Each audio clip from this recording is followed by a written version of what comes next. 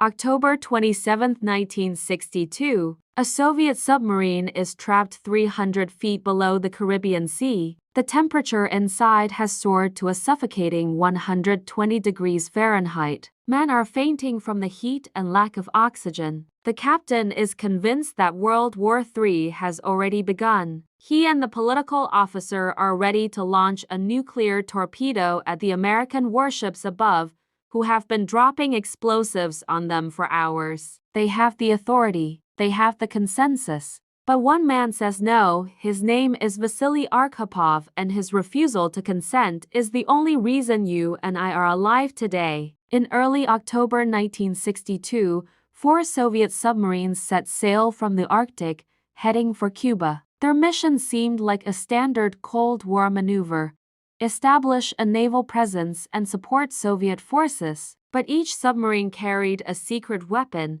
a single nuclear-tipped torpedo with the same destructive power as the bomb dropped on Hiroshima. The crews were told they needed authorization from Moscow to use it, but there was a critical exception.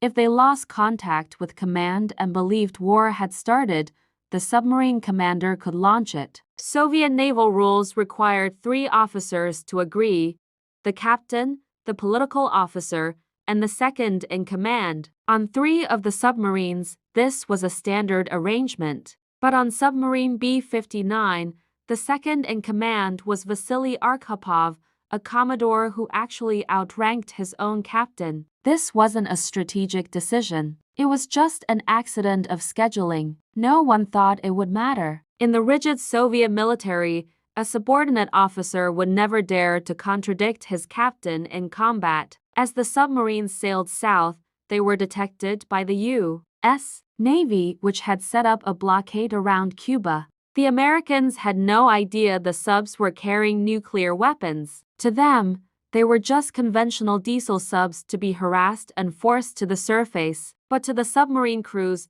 cut off from all communication and being bombarded with what felt like attacks, it looked like war. Submarine B-59 had been submerged for days, desperately trying to evade the American destroyers. The sub wasn't designed for long periods underwater in tropical seas. The air recycling system failed, carbon dioxide levels rose, and the heat from the engines became unbearable. Men were passing out, and decision-making was becoming dangerously impaired, all while the explosions continued around them. The U.S. Navy thought they were being clever. They were using small, practice depth charges, basically underwater firecrackers, to signal, "We know